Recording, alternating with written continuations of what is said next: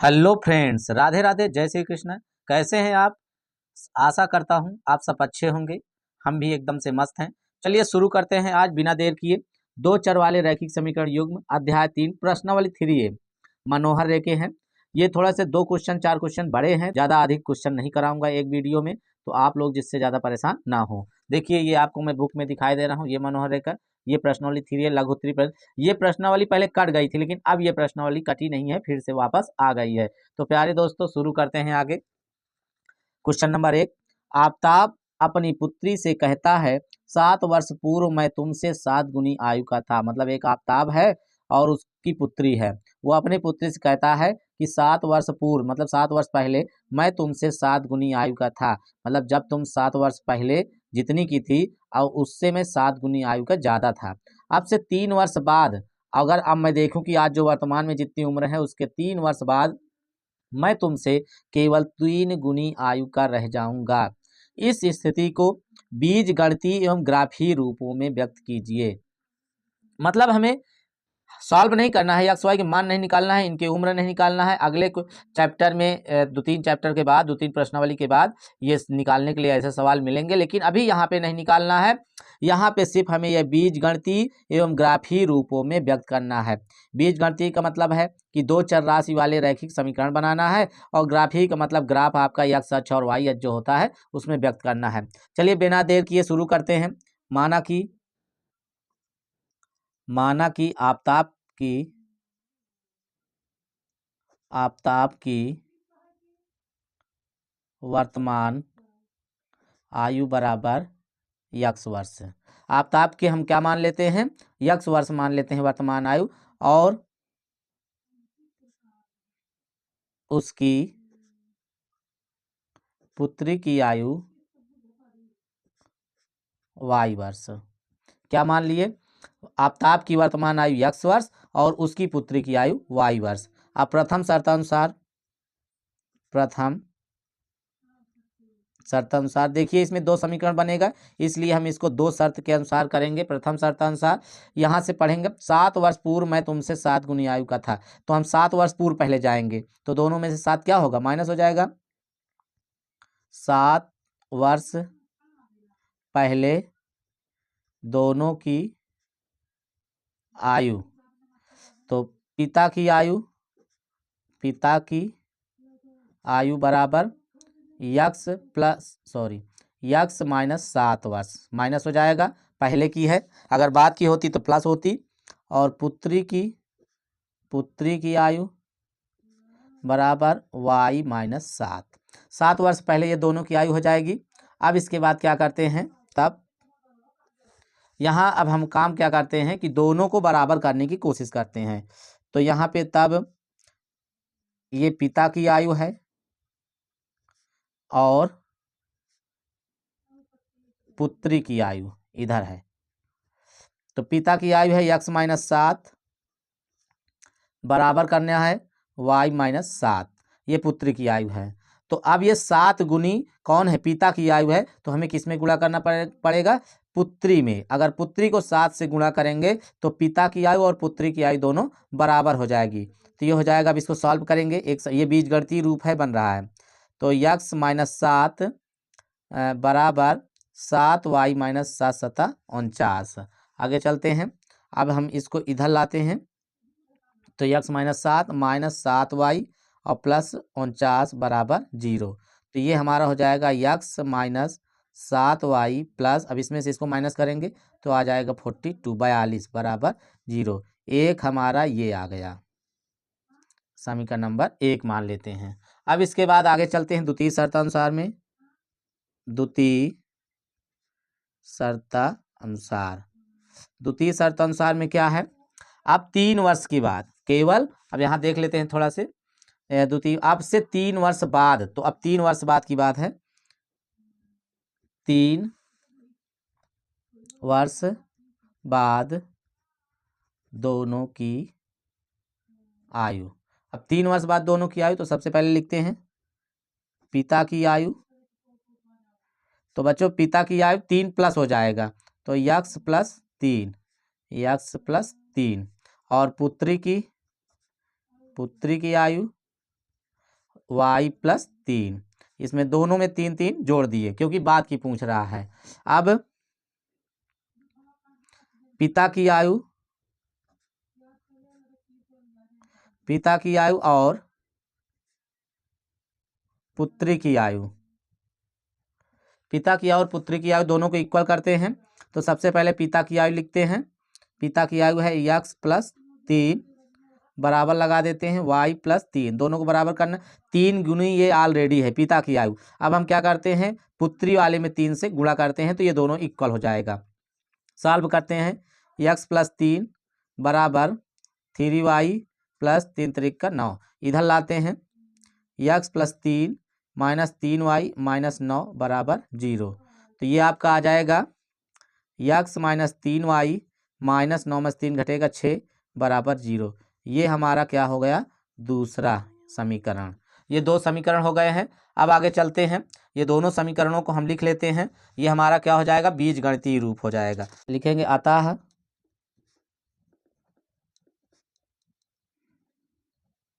बीजगणितीय रूप। क्या क्या अभी आपने देखा, एक समीकरण हुआ x माइनस 7y प्लस 42 बराबर 0, समीकरण नंबर 1। दूसरा हमारा बना x माइनस 3y माइनस 6 बराबर 0, समीकरण नंबर 2। ये हमारा क्या हो गया, बीजगणितीय रूप हो गया। अब हम आगे चलते हैं ग्राफी रूप के लिए। ग्राफी रूप में अब ग्राफी रूप करना, ये बीजगणितीय रूप आपका बन गया है। अब ग्राफी रूप में क्या करेंगे, सबसे पहले ग्राफी रूप के लिए समीकरण 1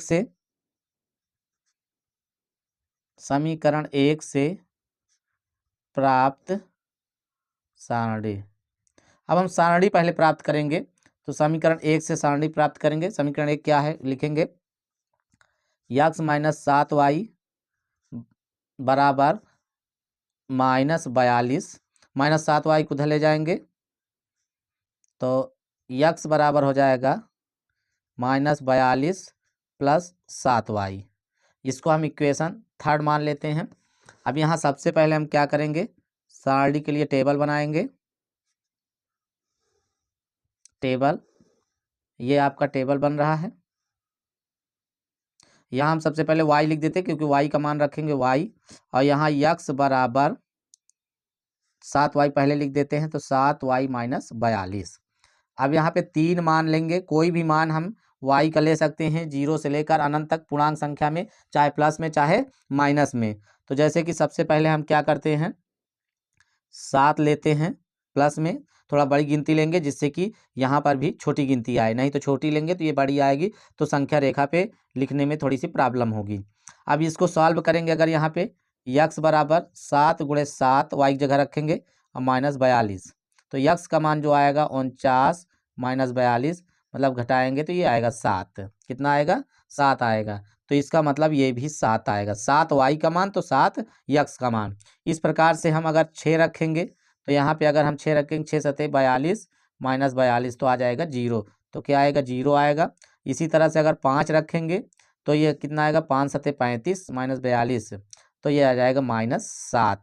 तो ये हमारा समीकरण 1 से टेबल बन गया है। अब हम समीकरण 2 से इसी तरह सारणी प्राप्त करेंगे। समीकरण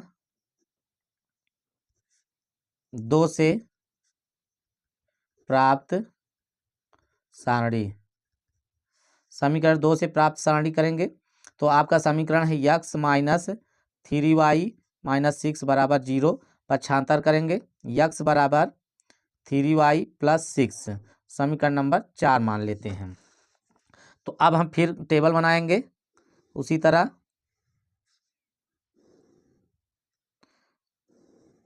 ये टेबल हो गया, यहाँ पर फिर वही y रख देते हैं इधर, उधर x equal to 3y plus 6, ठीक है। तो अब 3 मान फिर यहाँ से लेते हैं। देखिए 3 मान आपका y का मान अगर हम रखते हैं यहाँ पर 0 रखते हैं तो यहाँ 0 रखेंगे तो ये 3 से 0 में गुणा होगा, 3y x का हो जाएगा प्लस 6, तो x बराबर 3 गुणे 0 प्लस 6, x बराबर आ जाएगा 6। कितना आएगा, 6 आएगा। अब यहाँ पे हम -1 लेते हैं क्योंकि -1 लेंगे तो छोटी संख्या आएगी, तो -1 लेंगे तो -3 हो जाएगा, -3 + 6 तो आएगा 3। फिर यहाँ -2 रखेंगे, जैसे ही -2 रखेंगे तो 3 दूनी 6 -6 और +6 तो आ जाएगा 0। तो हमारे समीकरण 1 और 2 से जो बिंदु प्राप्त होंगे, समीकरण 1 के बिंदु, समीकरण 1 के बिंदु बराबर क्या क्या है, पहले पहले इसमें x का मान रखेंगे, फिर y का। 7 7, दूसरा है 0 6, तीसरा है -7 और 5। और समीकरण 2 का, समीकरण 2 के बिंदु बराबर, तो यहाँ देखिए ध्यान से, पहले 6, फिर 0, फिर 3 -1, फिर 0 -2। अब हम प्यारे दोस्तों इसको क्या करेंगे, ग्राफ में दर्शाएंगे। पहले वाले को ग्राफ में बना देते हैं, उसके बाद फिर हम ग्राफ में नहीं कराएंगे। तो देखिए प्यारे दोस्तों, ये आपका ग्राफ है, ग्राफ देख लीजिए। अब देखिए दोस्तों, यहाँ पे हम आपको दिखाते हैं दर्शाकर, ये x अक्ष है ये, और ये y अक्ष है, ये y अक्ष है। तो सबसे पहले यहाँ पे 0 0 रहता है बिंदु, ये 1 2 3 4 5 6 7, इधर प्लस में रहता है x, इधर माइनस में रहता है, इधर y प्लस में रहता है, और नीचे की तरफ जो होता है -y में रहता है। ठीक है, तो अब आगे इसको अब लिख दर्शाते हैं, देखिए ध्यान से। सबसे पहले समीकरण 1 के बिंदु 7 7 थे, तो x का मान 7 था, 1 2 3 4 5 6 7, यहाँ पे 7 आता है। और फिर ऊपर की ओर 7 था, y 1 2 3 4 5 6 7, ये यहाँ पे आता है आपका 7 7। ठीक है, अब उसके बाद फिर 0 6 था, x का मान 0, y का मान 6, तो 1 0 यहीं पे था, 1 2 3 4 5 6, ये आपका हुआ 0 6। उसके बाद -7 5 था, मतलब कि x का मान -7, 1 2 3 4 5 6 7, ये 7 था, और y का मान 5 था, तो 1 2 3 4 5 यहाँ पर ये, तो ये आपका हो गया -7 और 5। तो यहाँ से अब इसको हम ले जाएंगे सीधा, ये ऐसे, ये वाली लाइन है, ये आपकी स्केल से खींच देते हैं,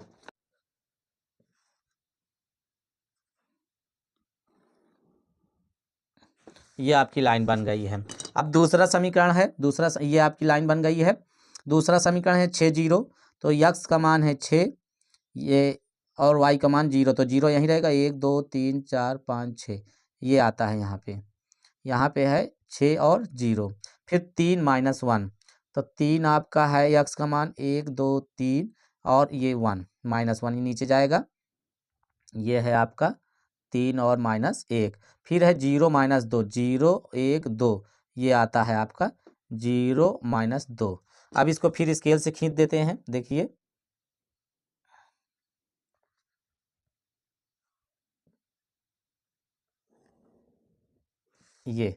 ये आपका ये रेखा गई।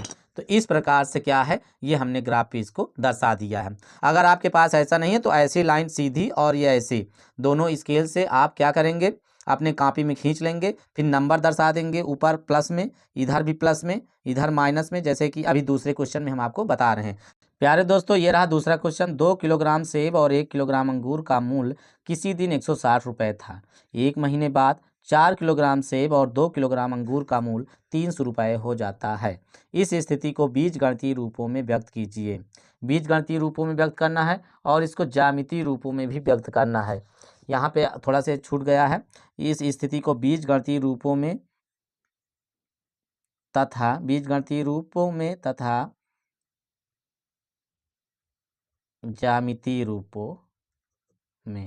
ठीक। तो इस स्थिति को बीजगणितीय रूपों में तथा ज्यामितीय रूपों में व्यक्त कीजिए। इन दोनों रूपों में क्या करना है, व्यक्त करना है। दोनों क्वेश्चन आपके एनसीईआरटी हैं, ध्यान देना है, दोनों क्वेश्चन आपके क्या है, एनसीईआरटी हैं। तो सॉल्व करते हैं। माना कि 1 kg सेब का दाम बराबर x रुपया, कितना है, x रुपया है, तथा 1 kg अंगूर का दाम बराबर y रुपया है। ठीक है, तो x और y। अब चलते हैं प्रथम शर्त अनुसार। प्रथम प्रथम शर्तानुसार, तो 1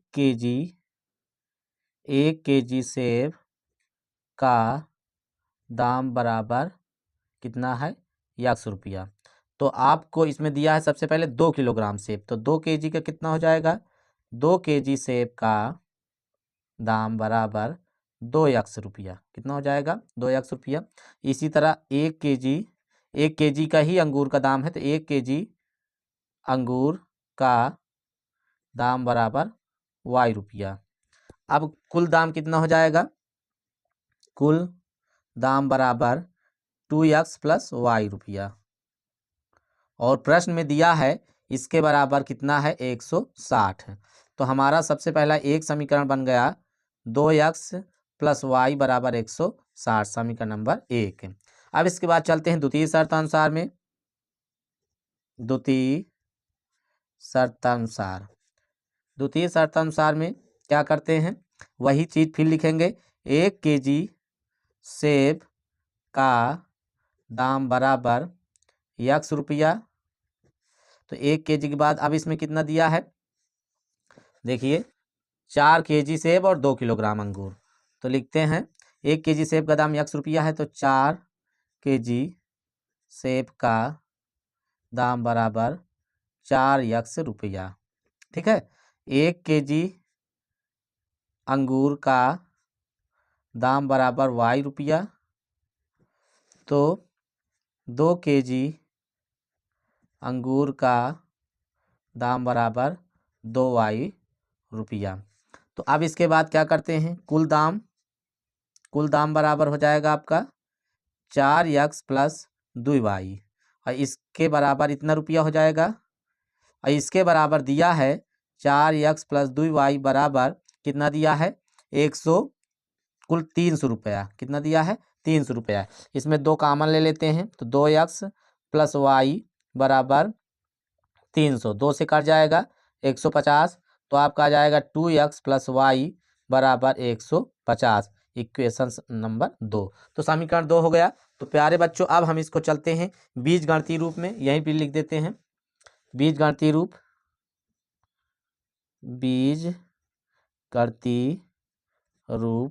में।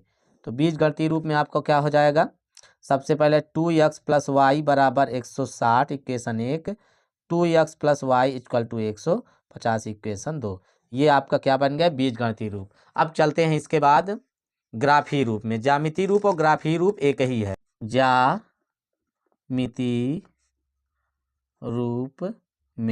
ज्यामितीय रूप में अब कराएंगे। सबसे पहले ज्यामितीय रूप में व्यक्त करने के लिए क्या करेंगे, समीकरण 1 से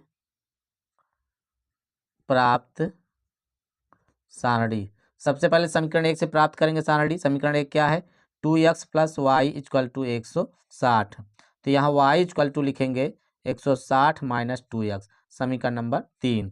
अब क्या करेंगे, सारणी बना लेंगे, टेबल। ये टेबल बन गया है। तो यहाँ पे इधर x है, तो यहाँ x रखेंगे, और यहाँ y बराबर 160 - 2x। तो यहाँ पे हम रखेंगे, देखिए हम यहाँ पे डायरेक्ट रखे दे रहे हैं, आप समझ लीजिए। यहाँ पे हम 2 4 6 नहीं रखेंगे, क्योंकि इधर 160 है, तो हम इसको थोड़ा बड़ा रखेंगे, 10 20 40 50 60 में। तो हम x बराबर 50 रखेंगे, 60 रखेंगे, 70 रखेंगे। तो यहाँ आएगा 60। जैसे यहाँ सॉल्व कर लेते हैं, अगर देखना हो तो y बराबर 160 - 2x, तो y बराबर 160 - 2 × 50, तो 160 - 5 दूनी 10, 100 बराबर आ गया 60। तो 50 रखेंगे 60 आएगा, 60 रखेंगे तो 40 आएगा, 70 रखेंगे तो 20 आएगा। ये आपका समीकरण 1 से बन गया। अब समीकरण 2 से प्राप्त सारणी। अब समीकरण 2 से सारणी प्राप्त करेंगे। समीकरण 2 आपका है 2x + y बराबर 150। तो y बराबर ये हो जाएगा 150 - 2x, समीकरण नंबर 4। अब यहाँ फिर टेबल बनाएंगे उसी तरह से।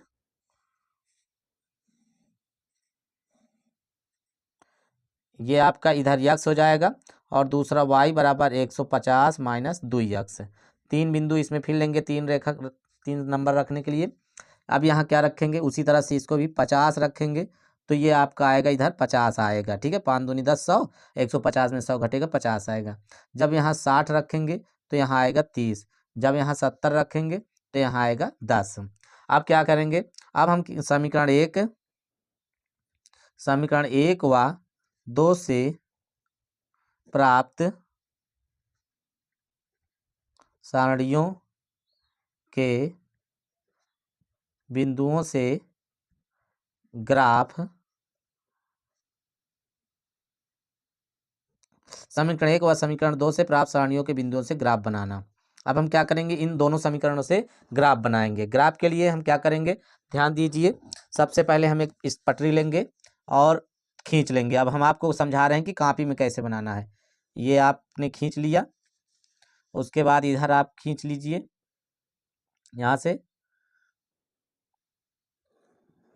ये इधर आपका एक्स अक्ष, इधर एक्स डैश, इधर वाई, और नीचे आप यहाँ जाओगे वाई डैश। ठीक है, तो अब यहाँ पे आप क्या करोगे, 0 0। देखिए यहाँ पे 50 60 10 के रूप में है, तो यहाँ मानेंगे 1 सेंटीमीटर बराबर 10। ठीक है, पैमाना मान लेंगे, मात्रक या इकाई। ठीक, तो यहाँ पे आपका 1 2 3 4 5 6 7 8, 70 से ज़्यादा नहीं है तो 10 20 30 40 50 60 70 80। ऊपर भी मान लेंगे 1 2 3 4 5 6 7 8 9। तो ये 10 20 30 40 50 60 70 80 90। इधर माइनस में 1 2 3 4 5 6 7। वैसे तो इसको मानना नहीं क्योंकि माइनस में दिया नहीं, पर दिखाने के लिए आपको हम बता दे रहे हैं। तो 1 2 3 4 5 ये भी माइनस में रहेगा, -10 -20 -30 -40 -50। तो अब हमको क्या करना है, उन बिंदुओं को रखना है जो अभी हमारे पास थे। तो सबसे पहले हम क्या था, समीकरण 1 में 50 60, मतलब यक्स का मान 50 था और वाई का मान 60। ये 50 है, ऊपर जाएंगे, और ये 60 है, ये तो ये आपका आ गया 50 और 60। फिर 60 40 था, 60 यक्स का मान, वाई का मान 40, तो ये आपका यहाँ पे आएगा, ये हो गया आपका 60 और 40। फिर 70 और 20 है, तो ये आपका 70 है और ये आपका 20 है, तो यहाँ पे आएगा, तो ये 70 और 20। अब आपकी ये क्या है, लाइन बन गई है, इसको खींच देते हैं ये। अब इसके बाद दूसरा चलते हैं, 50 50, इधर से भी 50 है और इधर से भी 50 है, तो ये आपका ये यहाँ आ रहा है। ठीक है, 50 और 50। फिर है आपका 60 30, तो 60 है और ये 30 है, तो यहाँ आएगा ये 60 और 30। फिर आपका 70 और 10, 70 है और ये 10 है, तो ये आएगा आपका 70 और 10। इसको भी खींच देंगे। देखो ये समांतर रेखाएं हमको लगता है बन रही है एकदम से। कैसी रेखा बन रही है, समांतर रेखा बन रही है। ठीक है, ये आपका ग्राफ हुआ। तो प्यारे दोस्तों समझ में आ गया होगा। आपके आज 2 ही क्वेश्चन हुए, काफ़ी लंबा वीडियो बन गया है। अब इसी तरह से जैसा क्वेश्चन रहेगा छोटा बड़ा उसके हिसाब से करेंगे। तो ये 2 क्वेश्चन आप लोग अपने फेयर कॉपी में लिख लीजिए और अपने दोस्तों के पास शेयर कर दीजिए और लाइक कर दीजिए।